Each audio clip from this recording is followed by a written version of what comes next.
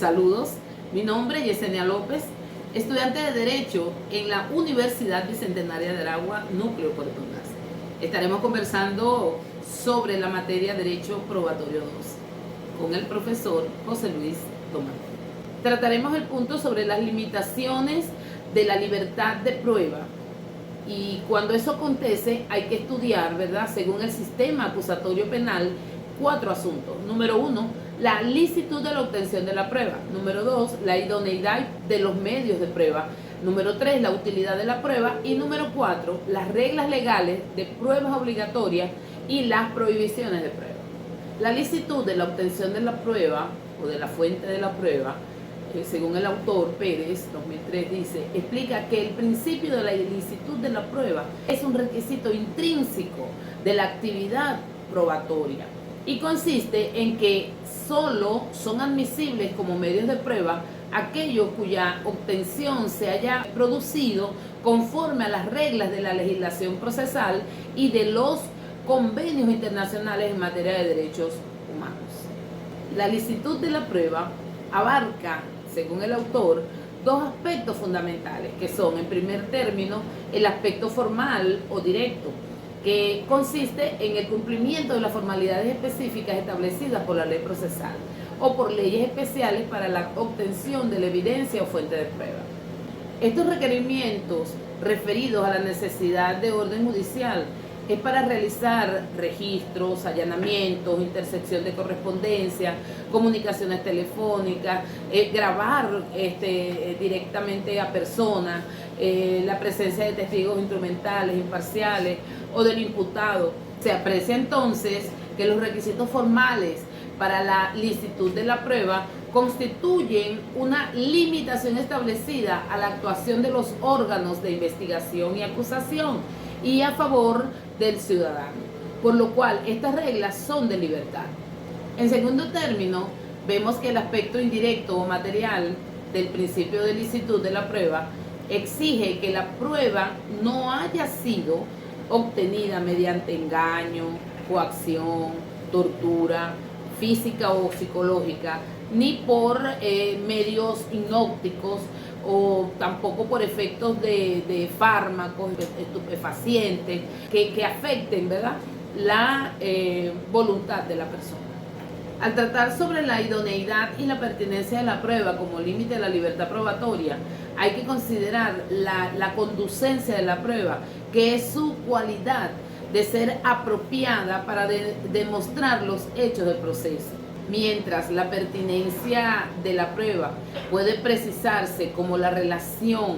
que existe entre un medio probatorio admisible y los hechos del proceso. De manera que una prueba será pertinente si está dirigida a confirmar hechos que tienen relevancia para un proceso concreto, en tanto que será impertinente aquella prueba que se refiere a hechos que no tienen ninguna relevancia en el proceso. El autor agrega también que en el momento de la admisión de las pruebas es la oportunidad para que el sujeto admisor de las mismas se pronuncie acerca de la idoneidad, conducencia o pertinencia de la prueba. Y tal pronunciamiento, cuando fuere negativo, debe ser sin dudas fundado o motivado a los efectos de la salvaguarda de los derechos del promovente de la prueba, bien sea por las vías de los remedios procesales compositivos. En cuanto a la inutilidad de la prueba como causa de inadmisibilidad de un medio probatorio, Pérez se refiere a que, por tanto, si no existe necesidad de prueba respecto a ciertos hechos en un proceso concreto, o lo que es lo mismo, si existen hechos del proceso que no son objeto de prueba, entonces toda prueba respecto a tales hechos es inútil. Y cuando se habla de hechos que no son objeto de prueba, se refiere a aquellos que o bien son notarios y no necesitan ser demostrados, o bien se trata de hechos ya acreditados por otros medios, o se trata de hechos absolutamente impertinentes cuya prueba no aportaría ningún dato en el proceso. Las reglas legales y las prohibiciones de prueba como límites de la libertad probatoria es el cuarto aspecto. Y señala el autor sobre este punto específico que los límites a la libertad de prueba antes expuestos se refiere específicamente a situaciones concretas dentro de procesos determinados, pues los supuestos de legalidad en la obtención de la fuente de prueba o de idoneidad, pertinencia o utilidad de la prueba deben ser apreciados siempre en relación con situaciones concretas. En cuanto a la confesión, el careo entre testigos y el imputado inadmisible como medios de prueba en el proceso penal, para desarrollar estos aspectos hay que partir del derecho de toda persona imputada de un delito a no ser obligado a declarar contra sí mismo. Sin embargo, esto alude a una garantía más amplia y atinente al principio de incoercibilidad del imputado, que abarca no solo sus manifestaciones confesorias concretas, sino toda clase de manifestaciones o aportes de cualquier tipo de elemento, sea material, documental, expresivo, gestual, entre otros, que pueda comprometerlo o en su situación frente a la atribución delictiva que se le realiza. La confesión se muestra como la determinación voluntaria que implica no solo haber optado por manifestarse, sino también de hacerlo en su contra. Y en este preciso momento puede que se adquiera, en virtud de la autoinformación, la calidad de imputado si es que no se obtuvo con anterioridad por el hecho de haber sido detenido o indicado como autor o partícipe del hecho delictuoso. En el proceso penal, el único que puede ser órgano de confesión como método de prueba del delito es el imputado como parte pasiva de la persecución penal. Es importante señalar que el Código Orgánico Procesal Penal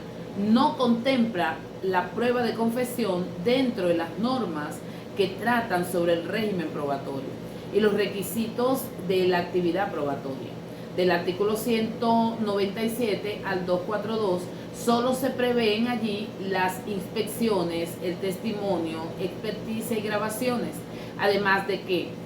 otras normas se refieren a los documentos y la prueba de informe, en cuanto deben ser incorporadas al juicio por su lectura.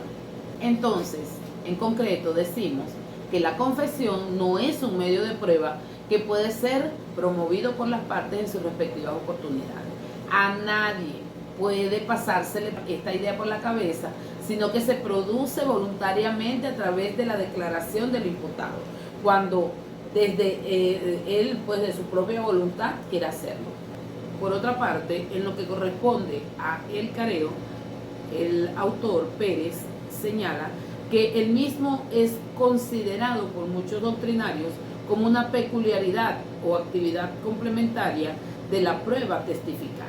aun cuando puede darse el careo entre testigos e imputados, entre imputados y víctimas, y entre víctimas y testigos.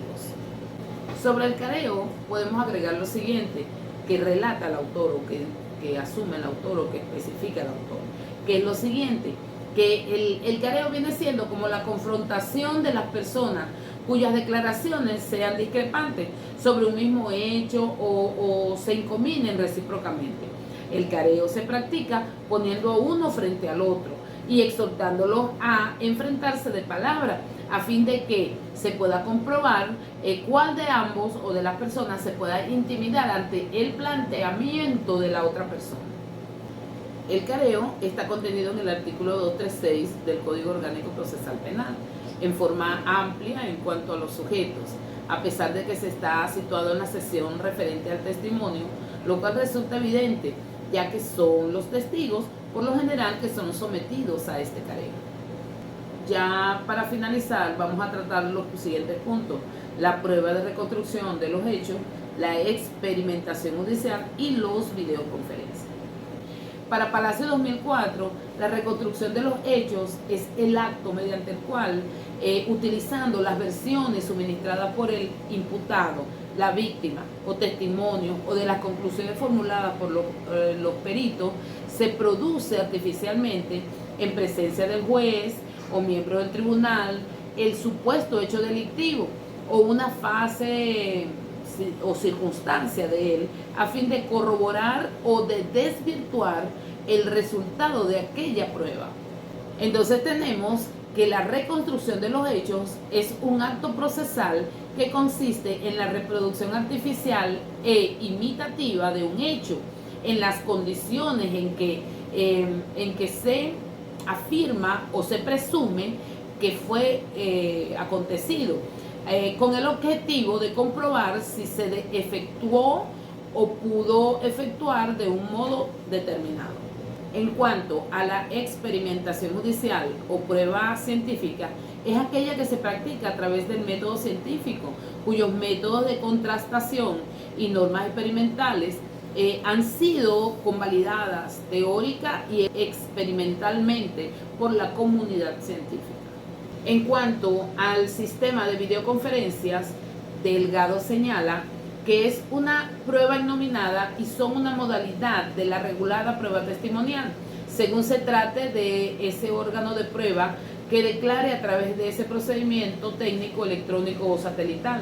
Lo innominado no sería la declaración en sí mismo, sino el método, el medio, el procedimiento que se lleva a cabo para su simultánea llegada al proceso, que es lo que se encajaría dentro de una libertad probatoria. Lo innominado no sería la declaración en sí, sino el método o procedimiento que se lleva a cabo para su simultánea llegada al proceso, que es lo que sí encajaría dentro de una libertad probatoria. Mis estimados, espero que toda la información suministrada en este video les sea de gran ayuda. Recuerden que para las limitaciones de la libertad de la prueba hay que estar consciente de cada uno de estos aspectos que hemos tratado. Por su atención, muchas gracias.